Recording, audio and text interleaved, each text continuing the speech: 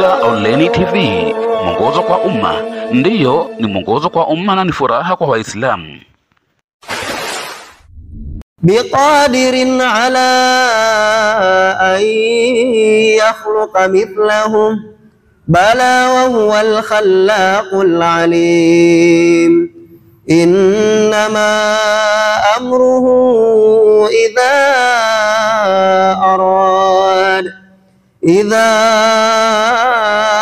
أراد شيئا أن يقول له كن فيكون فسبحان الذي بيده ملكوت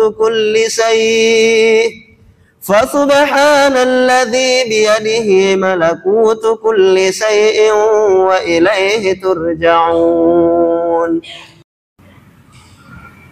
Tumshukuru Allah subhanahu wa ta'ala aliyetuwafikia tukaweza kudirikana tena katika mahala patukufu kama hapa kwa ajili ya jambo lilokuwa tukufu zaidi katika saa ambapo kwamba ni tukufu zaidi. Tuko katika sharaful makan ambapo kwamba ni msikiti. Tuko katika sharafu zaman ama sharafu saa ambapo kwamba ni saa hii ya al-asr.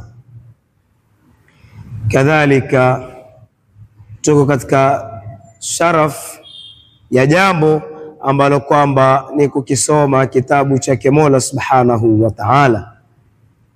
Tumuomba Allah subhanahu wa ta'ala baina ya matukufu haya yalokusanyika, basi yale mapungufu yetu atujazie, atuingizie ndani katika makamilifu haya ili tuweze kufaulu fi dunya wal akhirah. Katika kuendelea kutekeleza amri ya walimu zetu, huku tukimwomba Mola subhanahu wa ta'ala atuafikie katika kuzitekeleza vema amri zao, lakini pale penye matelezo na pale penye makosa, na ndiyo tabiri sahihi kwa wanafunzi kuliko kuwa ni kuteleza. Mwenye kuteleza ni mwalimu, lakini mwanafunzi ni aula, yeye ni mwenye kukosea. Basi pale ambapo kwamba tumekosea na fi'lan yatakuwa ndiyo mengi, tuwe ni sisi ni wenye kuchukuliana, sababu sisi ni maagizwa na huku kwetu ama Uswahilini kuna maneno yasema mwagiza keza. Kwa namna jambo utakao kulitumilia sio namna sawia na kama ungelifanya mwenyewe. Likifika mahali ukilifanya mwenyewe mpaka likiwa limekuridhisha, ndio wewe limekuridhisha. Likiwa sivyo ndivyo, hakuna tena wa kumpelekea lawama. Lakini ikiwa umeagiza, kuna sehemu namna utakokuona limefanyika walihisi lina kasoro fulani, hiyo ni kwa sababu ya ile kasoro ya kuagiza. Kwa hivyo mtuchukulie na yote mapungufu ambayo kwamba ni yenye kututokea, lakini sisi tuhisi ni fakhri kuwa tutumwe na walimu zetu na tuweze kutekeleza ile amri ya tutosha sisi. Sawa tumetekeleza sawa au tumetekeleza sivyo, lakini hata wao tuhisi tutapata radhi zao kwa kule tu kufuata amri zao. Imtithalul amri khairun min sulukil adab, kule kufuata amri ni bora zaidi kuliko kuchunga adabu. Sababu adabu yanitaka mimi nisiwe nitazungumza mbele yenu, lakini kadhalika pia kuna amri ya walimu zangu, hiyo imenilazimu nifanyeje, nizungumze mbele yenu kwa ajili ya kuchunga. Hiyo ndio nikaweza kukaa baina yadaikum, na sio kwa sababu nyingine yoyote. Na siku zote hakuna kitu humpandisha mtu kuliko heshima na kuliko ile namna ataweza kusikiliza wale walezi wake. Wa qadiman qila ma wasala man wasala illa bilhurma, hakufika alofika isipokuwa ni kwa adabu na heshima. Wama sakata man sakata illa bitarki alhurma, na hakuanguka aloanguka isipokuwa ni kwa kuacha kutii adabu na heshima ya walezi wake. Na katika walezi wakuu ni mwalimu, bali mwalimu ni mlezi mkuu kuliko mzazi. Alhabib Ali ibn Shihab, kama nitakuwa sijasahau, alikuwa ana wanafunzi. Baina ya wale wanafunzi wake kukaa kuna wale ambao kwamba wamepupia zaidi kusoma na kuna wale ambao kwamba walipupia zaidi katika kumtumikia. Bas ikawaingia ghurur wale wanafunzi ambao kwamba ni wenye kumtumikia, wenye kusoma zaidi kuliko kumtumikia Alhabib Ali ibn Shihab. Bas wakaenda wakaambia, wewe hapa umekuja kufanya kazi, umekuja kusoma? Kwa kweli neno kama lile likamgusa katika nafsi. Akaenda kwa Alhabib Ali ibn Shihab rahmatullahi alayhi, akaambia, hawa wanafunzi wenzangu wamenambia neno, kwa kweli limenigusa katika nafsi yangu. Bas akawambia, usijali, hebu burudika, kullain ba yatalagawna minnak. Aliwaambia kwa ile lahj ya Kiyaman kwamba wote hawa watakuja kusoma kwako. Na fi'lan baada ya kuwa yuko katika sakarat, Alhabib Ali ibn Shihab akaulizwa na wale wendani wake, wewe tayari ni kama warudi tena? Akaambia naam. Ni nani umetuachia? Akaambia fulani, yule mwanafunzi alokuwa akimtumikia. Akaambia huyu ndo nimewaachia, atakuwa akiendeshea darasa. Na fi'lan ikawa vivyo hivyo, ule mwanafunzi akawa yeye ndiye mwenye kusimamia lile darasa. Na wengi walofaulu katika kusoma ni wale waliodumu zaidi na heshima kuliko hata walopupia zaidi masomo, sababu siku zote ile ilmu ikitokuwa na akhlaq huwa haina maana yote. Shauqi atuambia, la tahsabanna alilma yanfa'u wahdahu, usidhanie kwamba ilmu huwa peke yake inaweza kumfaa mtu, ma lam yutawaj rabbuhu bi khalaqi, akiwa yule sahibu alilm mwenye ilmu hajapambika na nini, na tabia zilokuwa njema. Leo ukisoma tarikh za wale watu ambao kwamba wamefaulu zaidi katika kazi, basi utawapata ile wapandisha zaidi ni heshima yao mbele ya mashekhe zao kuliko kuwa ile ilmu. Al-Imam Shafi'i anukuliwa akisema radhiallahu anhu, alipokuwa akisoma Imam Malik radhiallahu anhu, ilikuwa ile karatasi ya kitabu akiifunua kwa namna ambayo kwamba uweke sikio chini ya kitabu huwezi kusikia. Akaulizwa ni nini? Akasema, sitaki mimi hii sauti ya karatasi imingie imam imuudhi. Imangalili namna ya heshima ni ya kiwango gani, kwamba mpaka karatasi ya kitabu hawezi kuifungua kwa nguvu kwa ajili adhania tu itamuudhi shekhe lake. Na ndio akawa Imamu Shafi'i kama alivyo Imamu Shafi'i. Nasi tatarajia baraka za walimu zetu, tatarajia asrar na anwar za walimu zetu, tatarajia nafha na nadhra za mashekhe zetu, sisi pamoja na nyinyi.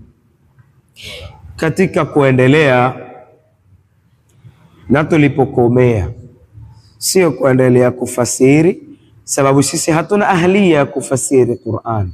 wala hatuna ahlia hata ya kufasiri yaliyofasiriwa na waliofasiri Qur'an. Yani hatuna ahlia ya kufasiri yale waliofasiri wenye Qur'an, zile tafsiri za Qur'an, kufasiri zile tafsiri sisi hatuna ahlia nazo, isipokuwa ni imkani ya kufanya tu tarjama ya yale maneno ya Kiarabu kuja kwenye maneno ya Kiswahili na sio kuyafasiri. Wa ila kama ni kufasiri, hata Kiswahili chahitaji tafsiri. Ndio kuona zile kawamis ama kamus iko ni neno la Kiswahili lakini limefasiriwa. Basi sisi ni katika kuendelea pale tulipokomea.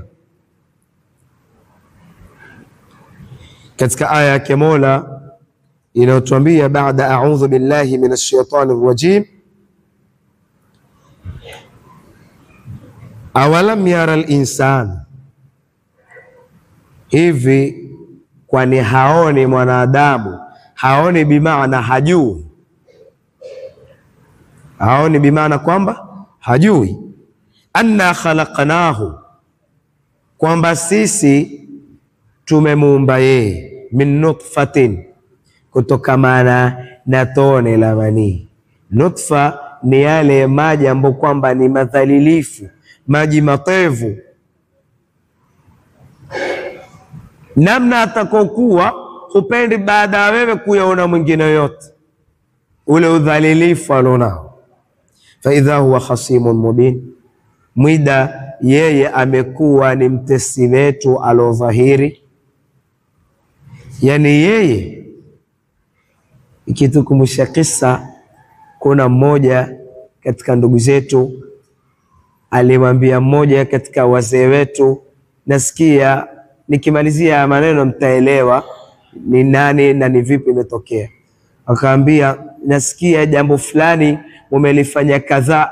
Akamuuliza kwani wewe ni nani mpaka watuuliza sisi hivyo? Akaambia mimi ni fulani. Basi kama nyinyi mmefanya hivyo na sisi mtatuona. Yule mzee wetu Allah amrahamu akaambia kwani wewe una ubavu wa kukabiliana na sie? Wewe una ubavu wa kukabiliana na sie? Nafikiri hii rekodi mtakuwa mmekumbuka, si ndio?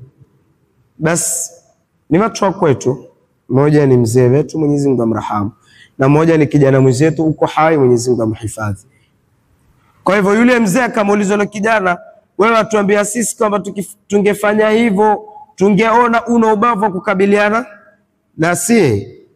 Basi na huyu mwanadamu angejitafakari kule atokako, kisha akajiuliza kweli ana ubavu wa kukabiliana na Mwenyezi Mungu Subhanahu wa Ta'ala, kama yeye asili yake ni namna ile, yani ndo pale hii ndo yuko yeye. Hivi ninavyojiona ni pale kwenye maji ndo niko tena. Basi siko tu kwamba ni mimi peke yangu, tuko malaini ya sisi pale, mamilioni ya sisi pale. Majambo kwamba kwenye kombe tuko milioni mfano wetu, mfano wangu pale. Ni kitu ambacho kwamba ni microscopic, yani hata kwa jicho la kawaida hufanyije, huwezi kuona. Tuko pale milioni ya sisi. Kisha eti huyo ndo amekuja kwa lugha zetu ataka kumbari Mwenyezi Mungu Subhanahu wa Ta'ala. Basi Mwenyezi Mungu amkumbusha, awalam yara al-insanu, hivi hajui mwanadamu, haoni mwanadamu, anna khalaqnahu, tabir daqiq, kwamba sisi tumemuumba yeye. Filan atalikataaje hilo? Hebu angalie mtu yale maji aone sio yeye, yule aloko ndani awezaje kujitengeza kutoka pale mpaka kuwa hivi alivyo?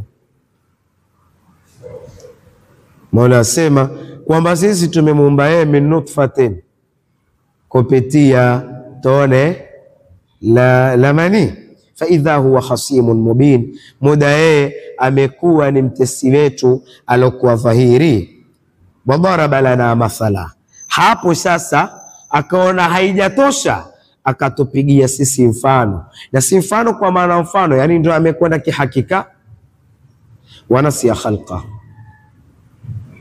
lakini akasahau kule kuumbwa kwake. Mepiga mfano lakini akasahau kule kuumba kwake. Wanazuoni wanazungumza sabab nuzuli hadhihi alaya. Kuna bwana mmoja katika Makuraish akiitwa Al-As bin Wa'il, ama inasema kwamba ni Ubay bin Khalaf, alichukua mfupa. Na hapa kuna kitu cha kukumbuka ambapo kwamba kina umuhimu wa kiasi kukielewa. Tunaposikia kitu katika ulumi al-Qur'an ama katika al-Qur'an chaitwa asbabu nuzul mathalan, yani sababu za kuteremka sura ama aya, usifahamu neno sababu ni kama hivi sababu ya kikawaida. Manake sababu kikawaida ni ile yenye hatmia. Vipi yani? Maji ni sababu ya kuondolea kiu. Tumeelewa? Chakula ni sababu ya kuondolea njaa. Hofu yako juu ya kuumia ndio inakupelekea wewe, inapokuja gari wewe ufanyeje? Ukimbie. Kwa hivyo kule kwamba gari kikugonga utaumia ndio imekuwa ni sababu ya wewe, inapotokea gari ufanyeje? Ukimbie. Hivyo ndiyo sababu katika ulimwengu wa kawaida, ndivyo inavyofahamika sababu. Je, na sababu katika kuteremka Qur'ani ni hivyo? Katika kuteremka aya na sura ni hivyo? Kama vile ambavyo kwamba una njaa, lau hutokula njaa itafanyaje? Haitaondoka. Una kiu, lau hutakunywa maji au kinachosimama makamu ya maji, kiu itafanyaje? Haitaondoka. Je, na sababu katika kuteremka sura na aya ni hivyo, kwamba sababu ya aya hii ni hivi, maana yake lau sio ile sababu aya isingefanyaje? Ni hivyo? Hapana, sio hivyo. Sio hivyo kwamba lau si sababu hii aya isingefanyaje? Isingeteremka, kama vile ambavyo kwamba lau si kunywa maji kiu isingefanyaje? Hapana. Katika Qur'ani kuwa sababu nuzul ya aya au sura sio maana hiyo kwamba lau sio sababu hii sura isingeteremka au aya isingeteremka. La, ni sababu irtibatiyun, yani ama iqtiraniyun, ni mujarrad kwamba aya teremka na ile tukio lafanyika. Ndio mfano, ndio sababu ya kwamba Qur'ani kuambiwa sababu nuzuli ya sura au sababu nuzuli ya aya, sio kwamba lau isingetoka ile jambo na aya isingefanyaje? Isingeteremka. Ni mpango tu, aya yateremka na ile tukio lafanyika, ndio ikaambiwa kwamba sababu nuzuli ya hii aya ni jambo fulani, lakini sio kwamba lau isingeteremka, lau lisingetendeka lile jambo na hii aya isingefanyaje? Hapana, sio maana hiyo. Nadhani tutakuwa tumeelewa, si ndio? Sasa yasemwa sababu nuzul ya hii aya ni kwamba huyu Al-As ibn Wa'il alichukua mfupa ambao kwamba haujulikani hali yake, mwenyewe amekufa kifo cha kawaida, mwenyewe amekufa ni vitani, mwenyewe haijulikani ile hali ya kifo chake, umeoza. Kisha akenda nao mbele ya Mtume Muhammad sallallahu alaihi wa alihi wasallam kutaka kumchanganya. Ndio mubaraba lana masala, alitupigia sisi mfano, sio kwa maana ya mfano, yani kihakika ndo tukio lenyewe. Wanasiya khalqahu, lakini mwisho akasahau lile umbile lake, yani alivyoumbwa yeye. Maanake lau angelikuwa amekumbuka namna ambayo kwamba ameumbwa, hangeja mfano huu, kwa sababu angejua tu totally kama mimi sikuwa jambo na nimekuwa kitu leo, haitoshindikana mfupa huu kuwafanyaje? Kurudishwa yule mwenyewe. Bas qala, akasema man yuhyi al-'idhama wa hiya ramim, ni nani atakaokuhuisha hii mifupa na hali ya kuwa tayari ishasagika, ishaoza, ishatakalika unga? Ni nani? Na hizi ni katika shubhat za hawa watu wenye kupinga kiyama, sababu zile shubahati zao ni zile zile tangu za awali. huzibadilisha tu hulal, na yani huzibadilisha tu nguo, kutoka katika hulla hiyo kaingiza katika hulla hiyo, kutoka katika shibe hiyo kaingiza katika kashibe hiyo. Kwa mfano, kuna kitu kinaitwa shubhatul akil wal maakul katika masala kifalsafa, katika kupinga yani kwamba hakuna kufufuliwa, kama anavyopinga huyu Al-As ibn Wa'il. Wasema mfano, Mwenyezi Mungu atunusuru, mtu amezama baharini.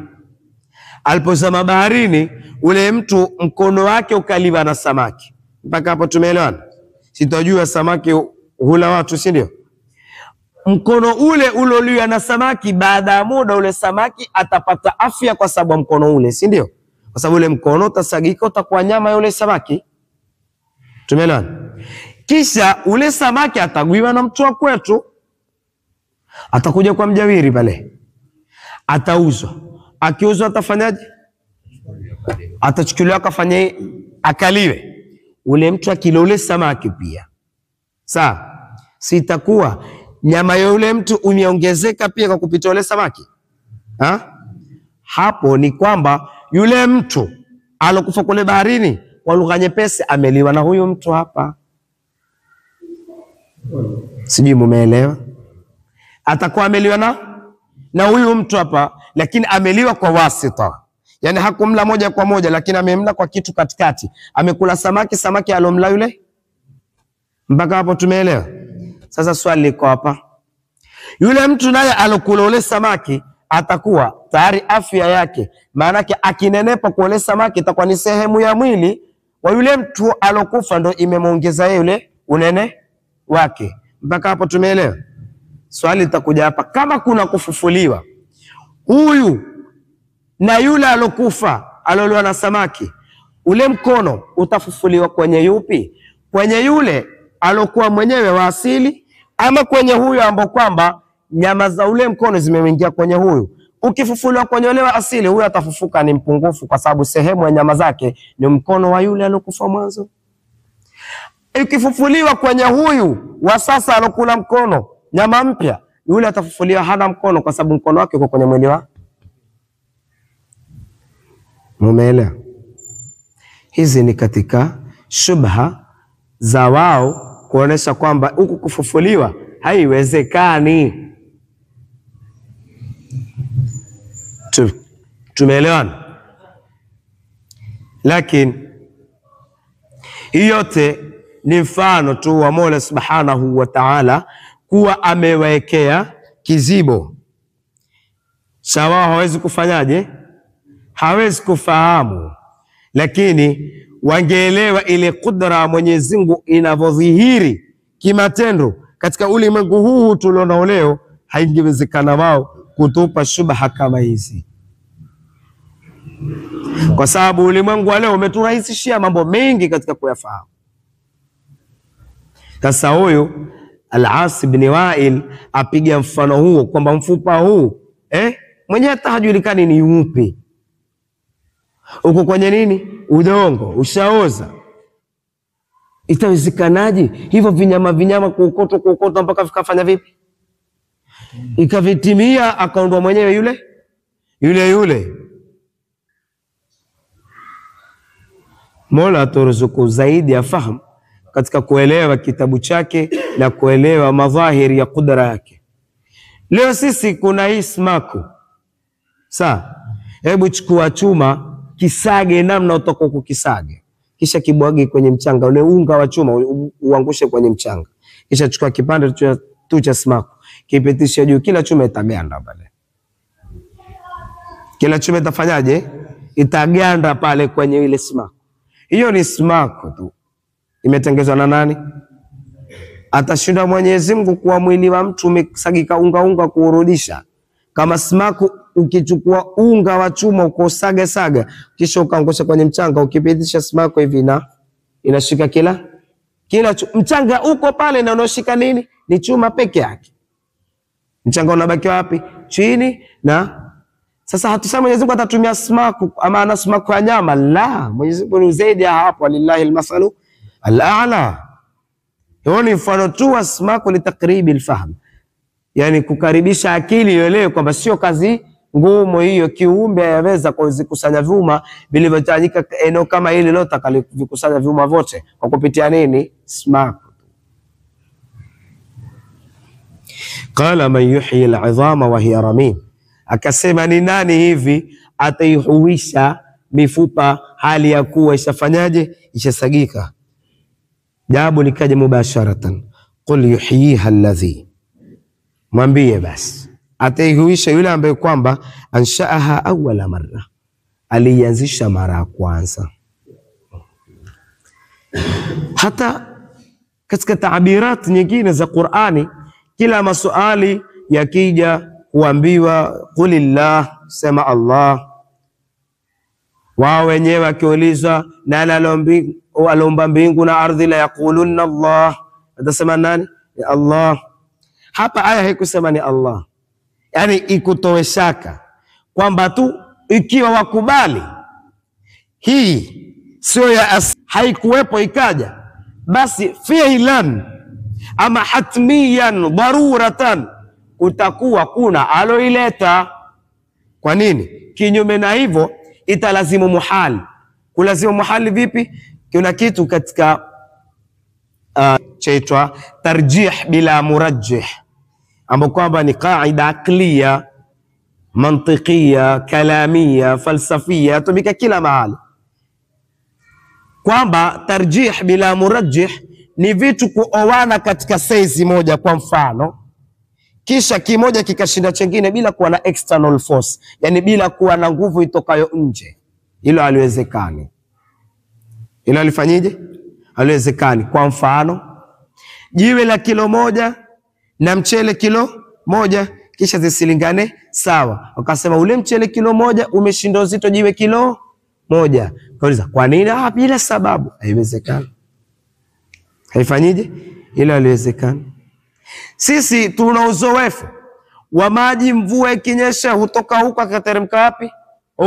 Huko Micheweni, Shumba hujaona kamwe. Nitakwambia leo yale maji kawaida teremkao kutoka kwa Wari kuja mjini hivi, leo yamefanya mageuzi, yatoka mjini yenda kwa Wari. Kunawekwa ukuta bala, akujawekwa ukuta. Kumechimbuliwa msingi, la akujachimbuliwa msingi.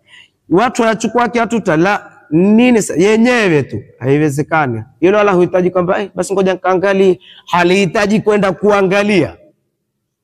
Halihitaji kwenda kuangalia kuwa ni kweli au si kweli. Hii aya, hii sura yazungumza masala ya tauhidi takriban yote, na anazungumza mimi ni masala ya kitauhidi. Singekuwa na haja ya kueleza sana, isipokuwa ni mambo kwamba bila hivi itakuwa hatuwezi kufahamiana. Sasa huu mwanadamu yuko katika hali mbili. Huu mwanadamu anataka kumchallenge Mwenyezi Mungu kwamba hana uwezo wa kumrudisha, yuko katika hali hizi mbili. Ima tusema huu mwanadamu yuko tu, hawezi kuondoka. Hilo sio kweli. Kwa nini? Sababu yuwafa. Sawa. Au tuseme hayuko tu, hawezi kuja, nalo si kweli. Kwa nini? Kwa sababu yupo. Tumeelewana? Kwa hivyo mwanadamu sio lazima awepo, wala sio lazima asiwepo. Kwa sababu ukisema mwanadamu ni lazima aweko, ina maana kwamba hawezi kuondoka. Na yuwafa na kuondoka, na kufa ni kuondoka, ina maana kwamba sio lazima aweko.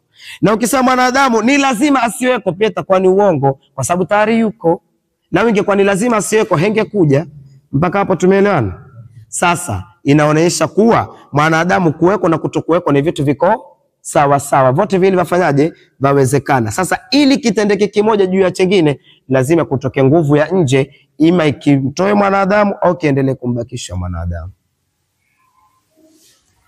Maadamu uwepo wa mwanadamu na uondokaji wake ni vitu viko sawa sawa, chaweza kuja na chaweza, ili kiondoke ni lazima kutoke nguvu nje na yeye ifanyeje? Imlete. Kinyume na hivyo haiwezekani, engebakia kule kule ambapo kwamba alikuwa hayuko. Kwa hivyo imeshathibiti kuwa ni huu mwanadamu alikuwa hayupo. Maadamu alikuwa hayupo, naye hana uwezo wa kujileta moja kwa moja, ameletwa, basi huyo alomleta ndiye atakemrudisha. Sijui tumeelewana. Qul yuhyiha alladhi, mwambie ataihuisha yule ambao kwamba anshaaha awwala marra, alianzisha mara ya kwanza. Utajua wewe ni nani huyo, hiyo ni kazi yako. Lakini sisi kazi yetu sisi ni kukwambia tu ondoa hofu, kurudi atafanyaje?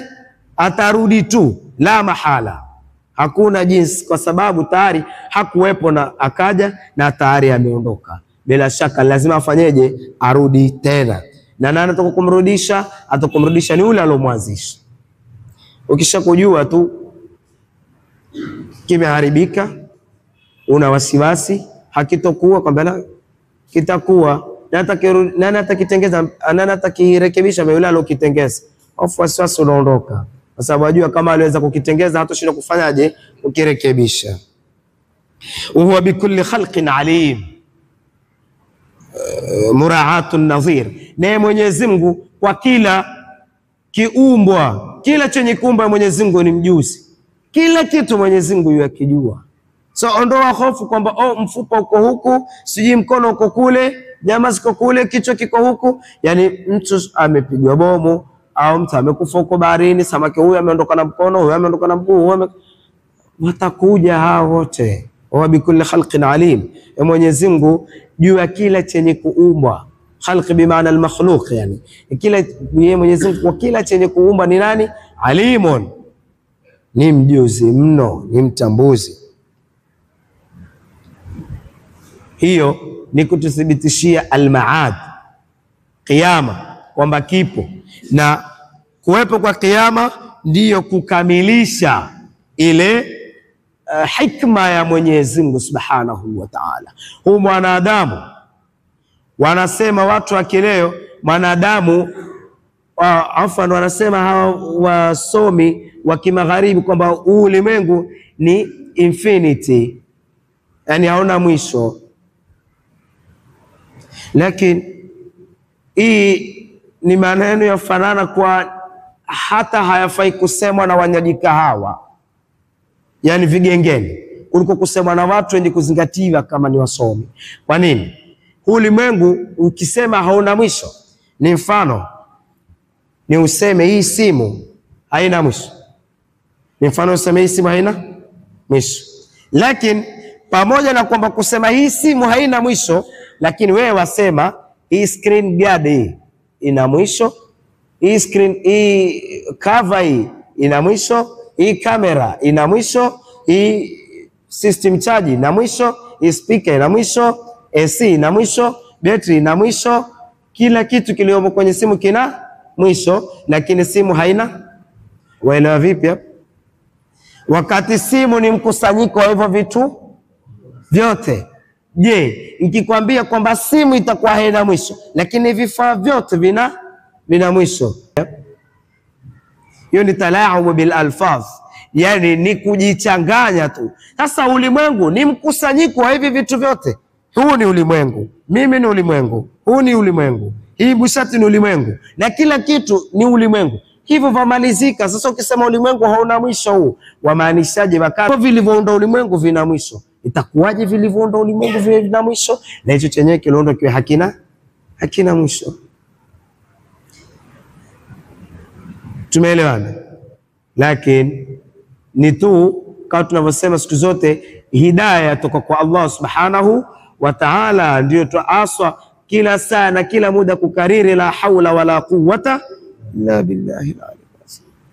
Kwa sisi tumekuwa waumini, tumekuwa Waislamu, hii ni neema kutoka kwa Mwenyezi Mungu Subhanahu wa Ta'ala. Hatuna mchango wowote sisi katika hilo.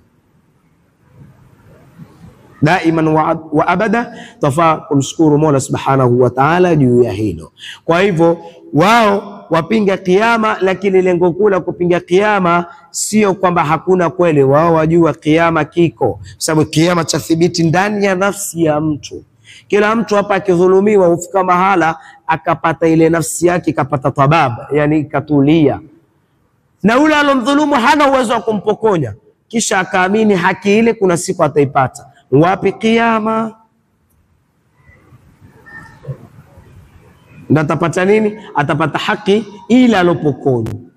Kwa hivyo kiyama chaaminika ndani ya nafsi ya mtu, lakini wao ni nini? Ni bal yuridu linsanu liyafjura amama. Wao hawataki kuambiwa kuna kiyama, sababu huo wana mipango yao wataka kufanya. Sio kiataja kiyama kidogo utawarudisha nyuma. Alladhi ja'ala lakum, Mola ambao kwamba amekujalieni nyinyi, minashajari al-akhdari naran, kutoka kwenye mti mbichi akajalia moto. Huyo Mwenyezi Mungu sasa apiga mfano wa sisi tuelewe kudra yake, kwamba Mola amejalia moto kutoka kwenye mti ambao kwamba nini? Ni mbichi. Fa idha antum minhu tuqidun, mwida nyinyi tayari, kisha nyinyi kutoka kwenye mti huo, ama kwa kupitia mti huo, min kwa maana ya be, kwa kupitia mti huo mnafanyaje? Ndio mnawasha moto. Mti mbichi, kisha Mwenyezi Mungu akatoa nini? Akatoa moto. Angalia hiyo kudra ambayo kwamba hata haitasawariki kwa hali ya kawaida. Kwa moto watoka kwenye maji, moto watoka katika nini? Maji. Yani kwa lugha nyepesi, moto watu wa baridi. Mungu huyo alofanya uwezo huo usiofikirika, ndiye aliona uwezo kwamba pale kwenye unachoona wewe ni mfu akarudisha uhai. Si uona uhai na umauti ni vitu vile havikaliani. Yani ikiwa uko hai maana yake si maiti, akiwa ni maiti si hai. Basi amekupa mfano tu uone kwamba moto na maji ni vitu haviendani, lakini ameutoa moto kwenye nini? Kila mtu aona kwamba mti umetoa nini? Moto. Na kwa nini Mwenyezi Mungu amesema as-shajaril akhbar, mti mbichi, na hali ya kuwa kitaalamu wenye kutoa moto sio mti mbichi, ni ule mkavu. Kifanyika ile ihtikak, ule msuguano, ule ndio unaoleta nini? Moto. Ukasikia ile mara nyingine misitu imeripuka moto, ni kwa sababu msuguano ile miti, ule upepo na ile msuguano ile miti, pap, unalipuka nini? Moto. Lakini ile inaotoa ule moto ni ile miti mikavu. Lakini kwa nini Mola akasema mti mbichi na situmie tabiri ya mkavu? Ni kwa sababu huu mbichi ndio una absorb yani ule moto wa jua, kwa sababu huo moto unaoripuka kutoka kwenye mti ni huu mwanga wa jua. Ukipiga pale ule mti unanyonya ule moto. Ni kama hii simsona, hii simu ni baridi, si aripuka yenyewe kwa sababu ule moto wa chaji. Sasa ule mti nao pia unafyonza ule moto wa jua. Ukikauka ule sasa, ule moto uko pale pale ndani, na wewe ukishika uona vipi? Baridi. Moto uko pale na wewe ukishika uona baridi. Allah huyo subhanahu wa ta'ala ndio huyo alokufanya wewe uone huyu ni mayit, lakini atahuika. Yani ule pale ni mayit, kumbe uko hai. Kama vile unavyoona kwamba huu mti ni baridi, kumbe ni moto. Na maana ni hiyo kwamba walikuwa wale watu wa nyuma wakisugua ile miti kwa ajili ya kupata moto. Yani muona apigia mfano kwamba yani si mfano wetu sisi, yani ni wao kwamba wao walikuwa wakitumia miti kuwashia moto.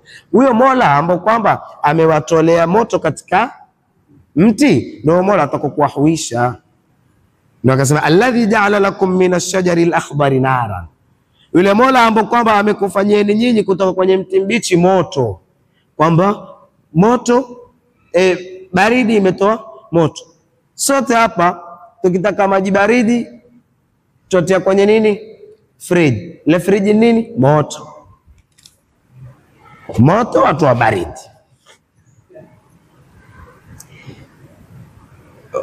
Majini ndo kuna sosi ya nini? Ya umeme. Maji baridi ndani yake kuna moto. Nafikiri haya kizungumza zaidi kwa sisi wa leo tutakuwa tuelewa zaidi. Tumefahamiana?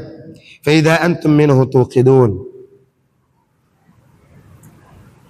hapo nyinyi kupitia mti huo mnafanyaje? Mnawasha moto.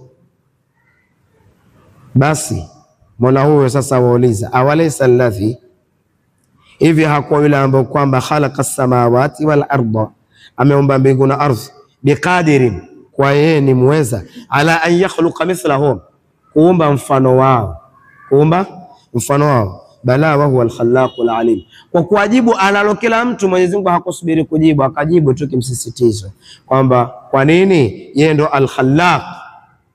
Naweza kufasiri kwa mubalagha kwamba yeye ndiye umbaji mno, au ikawa kidogo maana haina insijamu sana, ikawa ni faali ya nisba, kama unaposema labban. Labban yani muuza maziwa, sio muuzaji maziwa sana, muuza maziwa. Labban yani mafaal. Kwa hivyo Mwenyezi Mungu ndio nini, ikanasibisha ile nisbatul khalqi ilayhi, khallaq, yeye ndio muumbaji, al-alim, tena ambapo kwamba nani ni mjuzi. Mwenyezi Mungu asema huyo ambaye kwamba ameumba mbingu na ardhi. Na hii Mwenyezi Mungu kusema ameumba mbingu na ardhi ni kujisifu, kwa sababu ulimwengu una potofu ni wengi sana, lakini haje kutokea mtu kusema zile mbingu zake hata siku moja. Hizi mbingu zangu, ya ardhi ni ardhi yangu, haje kutokea hata siku moja. Sasa Mwenyezi Mungu kujisifu kwamba yameziumba, ama hii kusema ameziumba maana kujisifu. Kama si kweli wewe hapa, mimi nikisema hii ni yangu, nitatakiwa hoja, si ndio? Nani alomjadili Mwenyezi Mungu kwamba nzako kivipi? Hakuna. Na nani ana uwezo wa kudai kwa mbingu zake? Kuja mwenyewe hapa, alikuja akazikuta, yeye alikuja kuzikuta hapa. Ana mandate vipi ya kudai kwamba ni ana atajustify vipi kwamba hizi mbingu ni zake wakati alipokuja ziko hapa? Sasa Mwenyezi Mungu hasa wauliza hivi, yule aliomba mbingu na ardhi hakuwa yeye ni qadir, ni muweza, ala an yakhluqa mithlahum, kuumba mfano wao? Mbona Mwenyezi Mungu asema, hakusema ala an yakhluqahum, kuomba wao? Ni kwa sababu huyu mwanadamu ni yeye, lakini kama si yeye, manake hii kuumbwa hivi yani kufufuliwa.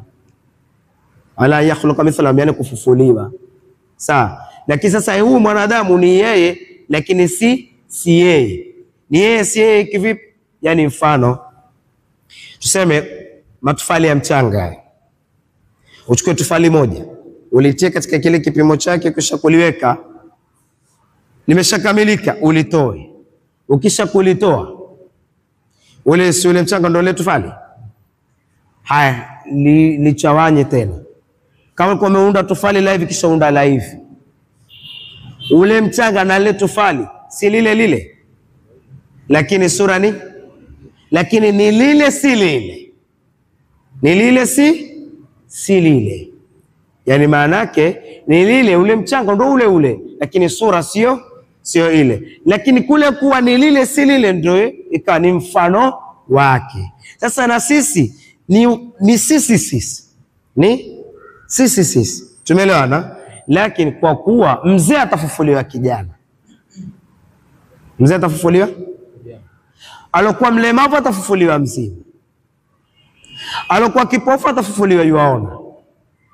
Kwa hivyo imekuwa ni mithluhum, kana kwamba si wao, lakini fil hakika ni wao. Lakini kule kuwa ile shakli alokuwa nao duniani sio namna atakokufufuliwa nao, ndio Mola akasema ala an yakhluqa mithlahum. Kwa sababu lao ingekuwa ni ala an yakhluqahum, kuomba wao, ina maana ule kipofu angefufuliwa tena kipofu, ule mlemavu angefufuliwa tena mlemavu. Si tumeelewa? Bala basi kwa nini? Yani maanake ni muweza. Wakijibu ni hivyo, yani wakiweza kutamka ndio hivyo, hawakuweza kutamka ndio hivyo. Ndio Mwenyezi Mungu akajibu, hakusubiri wajibu wao. Bala kwa nini? Wa huwa al-khallaqul alim, yeye Mwenyezi Mungu ndio muumbaji, sio muumbaji sana, kwa sababu hizi sigha za mubalagha na za tafdhil kama tunavyosema mara nyingine zinakuja kwa nisba. Afaman yamshi mukibban ala wajhihi ahda amma yamshi sawiyan ala siratin, hivi yule ambaye kwamba atatembea ni mukib, yani ameupindisha uso wake, ahda Huyo ukisema ahda, ukifanya kwa sigha ya tafdhili kwamba je, huyo ndo ameongoka zaidi, yani ni mwenye kuona zaidi. Amma yamshi sawiyan ala sirati mustaqim, ama yule ambaye kwamba anatembea sawa sawa tena katika njia ilo nyoka. Maana yake huyu alo inamisha uso, iliposema huyu anatembea sawiyan tena ala sirati mustaqim, maana yake huku kuna maanisha pia huwa anatembea mukiban tena katika sirat, katika njia ambayo kwamba imefanyaje, imejonga. Ametembea uso ameupindisha, kisha na njia ina vichochoro. Je, huyo sawa sawa na njia imenyoka? Lau utasema kwa ukifasiri kwa tafdhili, nani ataelekea zaidi, itakuwa wakosea, kwa sababu huyu moja kwa moja hawezi kuwa amefanyaje, ameelekea. Kwa hivyo hii ni ya kufanyaje, ni ya nisba tu. Ni yupi atakuwa ni mwongofu? Utasema ni huyu. Tumeelewana? Ni yupi atakuwa mwongofu? Ni huyu, kwa sababu si kama kila mahali kwamba kumekuja sigha tafdhili amaanisha bora zaidi, kwa sababu unaposema bora zaidi ina maana kwamba ile nisba ya ubora imeiweka kwenye kote, ila huyu ni bora zaidi kuliko huyu, ndio tafdhili. Sasa ukisema ahada, yupi ameongoka zaidi, basi huyu ina maana kwamba itakuwa naye pia amefanyaje, ameongoka, na hali ya kuwa hapa ni kinayo kafiri na Uislamu. So kinasibisha uongofu kwenye wote, na maana kwamba hata kafiri amefanyaje, ameongoka, ila Muislamu ameongoka zaidi na sio sahihi. Tumeelewana? Kwa hivyo na hapa balawa huwa al-khallaqul alim, sio kwamba bali hapana. Au kwa nini yeye Mwenyezi Mungu ni muumbaji sana? Hapana, Mwenyezi Mungu si muumbaji sana, ndiye muumbaji. Kwa sababu sasa Mwenyezi Mungu ndiye muumbaji sana, bali kuna muumbaji kidogo na hakuna. Al-alim, bala kwa nini yeye Mwenyezi Mungu ni muweza, huwa al-khallaqul alim, naye ndiye muumbaji tena ambaye kwamba ni mjuzi. Inma amruhu, Mwenyezi Mungu afungia tu maneno kutaka kutia tasbiti kwa waumini na kutaka kuwaonesha ukweli wa maneno yake wale nani, wale makafiri, kwa kila njia. Manake inma amruhu, basi hakika si lingine, shani ya Mwenyezi Mungu, jambo la Mwenyezi Mungu, idha arada shay'an, yani alivyo yeye Mwenyezi Mungu akilitaka jambo lolote, an yaqula lahu kun fayakun, ni kusema tu kuwa limekuwa. Na kusema kuwa limekuwa, yani sio kwa maana husema, hasemi, yani ni kwamba hakukuwa na njia yoyote ya kunifahamisha ili nikafahamika, ni kusema hivi tu. Yani hii kun fayakun, si Mungu huambia jambo kun ndio likawa, kwa sababu hata ukisema hivi itakuwa kuchelewa pia. Wanamaanisha kwamba Mwenyezi Mungu, naam, amruhu baina al-kafi wan nun. Ustadhi atuongezea sema, yani baina hii kafu haijashika nuni, jambo limefanyaje, limekuwa. Maana ni sura ya kiasi hicho, kwamba si maana kwamba eti mpaka Mwenyezi Mungu aseme ndio lifanyeje, liwe. Kwa sababu hata ikiwa hivyo itamaanisha Mwenyezi Mungu ahitajia kusema kwanza ndio jambo lifanyeje, liwe. Na wallahu ghaniyun anil alamin, na Mwenyezi Mungu amekwasika na kila kitu. Kwa hivyo ni mujarrad tu wa Mwenyezi Mungu, irada yake na mashia yake imetaka jambo kuwa limeshakuwa. Yani hakuna nafasi baina irada Mwenyezi Mungu na kuwa kwa jambo, ni baina tu kwamba ametaka tayari limeshakuwa tilqaiyan. Lakini ilipokuwa hilo halingeweza kufahamika kwa kutumia ibara fupi zaidi kinyume na hii, basi ndio hivi. Maana hii ndio ibara fupi zaidi kuweza kulifahamisha. Fasubhana, sasa ni kunyanyua tu mikono. Fasubhana alladhi, utakasifu wa mawi, ametakasika yule ambaye kwamba biyadihi almulk, biyadihi malakutu kulli shay, katika ufalme wake Mwenyezi Mungu. Tumesema sisi akida yetu atusema aliyad kwa maana ya nini, ya al-udhu. Tumesema kama nyuma tulivyopita, tusema yad kwa Mwenyezi Mungu ni taabirat tofauti tofauti, lakini moja katika taabiri za yad kwa Mwenyezi Mungu ni kudra yake, ni uwezo wake. Kwa sababu ukisema yad kwa maana ya mkono, sawia na utakavyokusema uwe ni mkono wa aina yote, haitoshi kusema kwamba Mwenyezi Mungu mkono wake si kama mkono wetu. Taban, hii mashine na mkono wake si kama wangu. Na kuku anao mkono na mkono wa kuku si kama mkono wangu, na sisimizi anao mkono na mkono wake si kama, lakini lazima kuna mahali tumeshirikiana. Tumeshirikiana nini? Kazi ya ule mkono, kazi ya ule mkono, yani ile kazi ya hii stand hii mkono wake ndio kazi hiyo ya mimi mkono wangu. Kazi ya mkono wa farasi ndio kazi hiyo ya mkono wangu, lakini mikono haifanyije? Haifanani. Sasa wewe ukitaka kufasiri kwamba yadu kwa Mwenyezi Mungu ni mkono kwa ajili kwamba ndio afanyia, umeshafanya Mwenyezi Mungu kwa ni muhtaji, ahitaji ya mkono wake kufanyaje? Kufanyia. Kisha je, huo mkono ndio Mwenyezi Mungu ama Mwenyezi Mungu na mkono wake kitu mbali? Kwa mfano kama mimi, mkono si mimi, mkono ni sehemu katika mimi. Mkono ni sehemu katika mimi. Mimi kinaondoa mkono, nitakuwa bado mimi niko siko. Sasa ukifaradhia Mwenyezi Mungu mkono kwake na yeye ni vitu vile tofauti, kwa maanisha vipi? Mwenyezi Mungu akisema kullu shay'in halikun illa wajha wa ilayhi. Sasa siwafasiri mkono kwa Mwenyezi Mungu ni mkono, simaanishi huo utakao kuwa ni mkono. Kisha ukasema na uso, wajhi ni uso kwa Mwenyezi Mungu, basi umeshakubali kwamba Mwenyezi Mungu kwanza ni mujazza, ana viungo.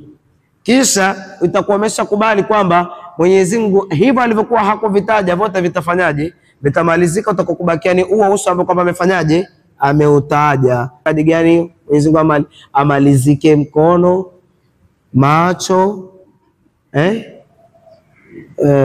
yawma yukshafu an saqin, amalizike muundi, uso tu bakia wa Mwenyezi Mungu. Utakapokuwa huo uso wake, utakuwa Mungu gani wewe wamtasawwar wewe?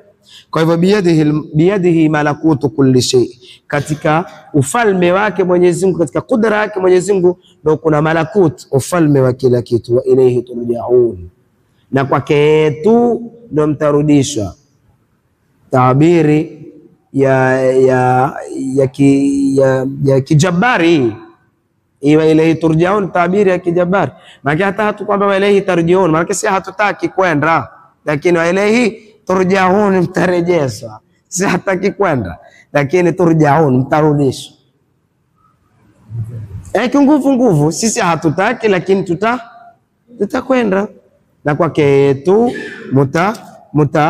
mtarudishwa. Mwenyezi Mungu aturudishe kwa salama. Na nirudishe. Awalam yara al-insanu, hivi hajui mwanadamu, haoni, yani haoni bimaana hajui, anna khalaqnahu, kwamba sisi tumemuumba yeye, min nutfatin, kutoka kwenye tone lile la manii, fa idha huwa khasimun mubin, mwida amekuwa yeye ni mtesi wetu wa dhahiri. Wa daraba lana mathala, akatupigia sisi mwanadamu huyo mfano. Wanasia khalqahu, lakini papo hapo akasahau kuumbwa kwake. Qala, akasema man yuhyi al-'idhama wa hiya ramim, ni nani atakakuihuisha hii mifupa, ni kuirudisha hii mifupa hali ya kuwa ishasagika. Qul, sema kuambia wao, yuhyiha alladhi, ataihuisha yule ambaye kwamba anshaaha awwala marra, alianzisha. Insha ni min al-adam, yani ni kutoa kitu kuwa haki kuwepo, yani hakukuwa na kitu cha kutolea, hakuwa na kitu cha kutolea, ndio insha. Sasa kama ni hivyo, hakukuwa na kitu akafanya kitu, je kuna mfupa? Si rahisi hiyo. Huwa bikulli khalqin alim, naye juu ya kila kiumbwa, juu ya kila kiumbe ni mjuzi. Alladhi ja'ala lakum min ash-shajari al-akhdari nara, Mola ambaye ama yule ambaye kwamba amekufanyeni nyinyi kutoka kwenye mti mbichi moto. Fa idha antum minhu tuqidun, kisha mkawa nyinyi sasa kupitia mti huo mnafanyaje? Unawasha moto kupitia mti huo. Awalaysa alladhi khalaqa as-samawati wal arda, hivi hakuwa yule ambaye kwamba ameumba mbingu na ardhi, biqadirin, kwamba ni mweza, ala an yakhluqa mithlahum, kuumba mfano wao. Hii mfano wao tafsiri za ulama, hiyo dhamiri wamerudisha tafsiri ile kwa mashauri zaidi ni kwa binadamu. Tafsiri nyingine imerudi kwa mbingu na ardhi.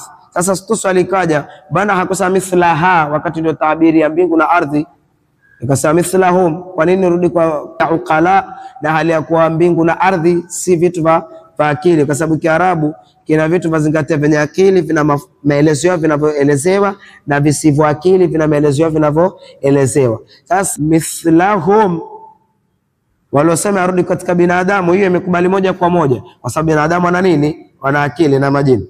Lakini je, kurudi kwa mbingu na ardhi na hali ya kuwa mbingu na ardhi havina akili imekuwaje? Ni kwa sababu huko katika mbingu na ardhi kunaishi wenye akili. Kwa hivyo hii dhamiri ndio karudishwa kwa mbingu na ardhi, kwa maana kwa sababu kwa huko kwenye mbingu na ardhi kunaishi viumbe vingi vyenye akili, kwa hivyo ikapita kwa njia ya taghlib katika nahau. Bala wa huwa al-khallaqul alim. Kwa nini? Yeye Mola ndiye muumbaji tena mjuzi.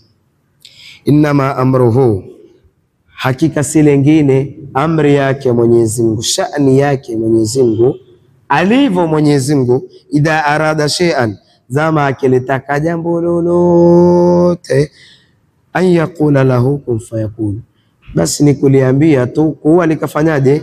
Likawa. Fasubhanalladhi, basi utakasifu wa mawi, yani utakatifu ni wake yeye Mwenyezi Mungu. Yani Mwenyezi Mungu ametakasifa na kila, ametakasika na kila upungufu hana. Basi utakatifu ni wa yule ambao kwamba biyadihi, katika mkono wake, malakutu kulli shay'in, kuna ufalme wa kila kitu, wa ilayhi turjaun, na kwake mtarudishwa. Allah subhanahu wa ta'ala a'la wa a'lam.